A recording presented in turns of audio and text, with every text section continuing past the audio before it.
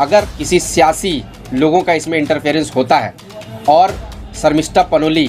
को कोई special move के तहत उसको बेल देने की कोशिश की जाती है तो फिर हमारा आंदोलन बढ़ेगा, क्योंकि जो सेक्शन उसके ऊपर लगा गया है वो सारे सेक्शन नॉन बेलेबल सेक्शन है कि कम से कम 6 महीना तक तो उसका कोई बेल नहीं हो सकता है। वो जो कह रही है कि डेमोक्रेटिक का कोई राइट उसका नहीं बनता है, तो वो डेमोक्रेसी को तोड़ते हुए किसी के नबी को उस गाली देगी, उसके बेहरमती करेगी, तो उसी संविधान हम लोगों को यह अधिकार देता है कि उस संविधान के तहत जाकर उसको सज़ा दिलाया जाए। जब चोर फंस जाता है ना, तो चोर यही कहता है कि मैंने चोरी नहीं किया है।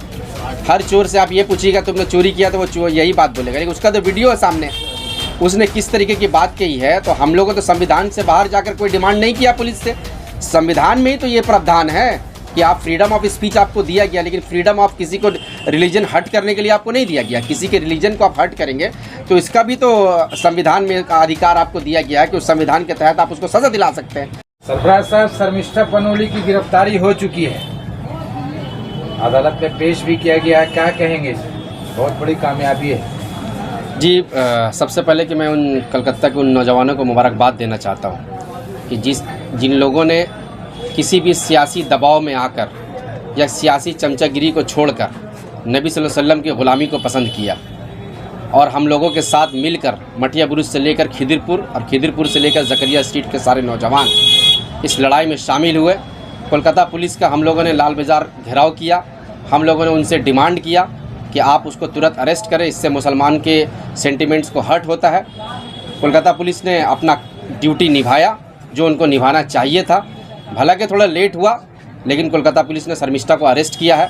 और आज अलीपुर कोर्ट में उनको पेश करके जुडिशियल कस्टडी में 13 दिन के लिए भेज दिया गया। मैं कोलकाता के तमाम नौजवानों को मुबारकबाद देता हूँ इस चीज़ के लिए और उनसे ये आग्रह भी करूँगा, रिक्वेस्ट भी करूँगा, गुजारिश भी करूँगा कि जब तक शर्मिष्ठा पनोली को उसके किए की सज़ा उसे नहीं मिलती, ये लड़ाई हमारी जारी रहेगी।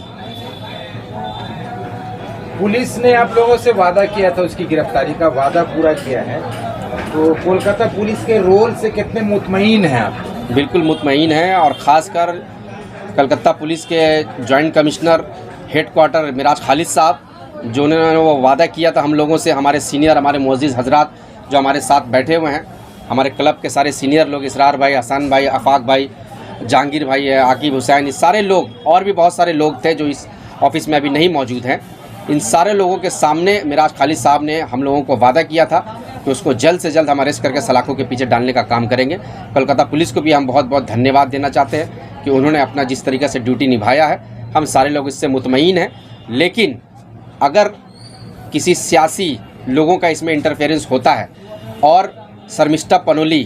को कोई स्पेशल मूव के तहत उसको बेल देने की कोशिश की जाती है तो फिर हमारा आंदोलन बढ़ेगा, क्योंकि जो सेक्शन उसके ऊपर लगा गया है वो सारे सेक्शन नॉन बेलेबल सेक्शन है कि कम से कम 6 महीना तक तो उसका कोई बेल नहीं हो सकता है। लेकिन जिस तरह से उसने हुजूर सल्लल्लाहु अलैहि वसल्लम की शान में गुस्ताखी की थी,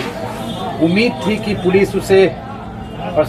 कस्टडी में लेगी, लेकिन उसके बजाय उसे जेसी यानी जेल कस्टडी दिया गया है। इससे ये नहीं लगता है कि केस को थोड़ा सा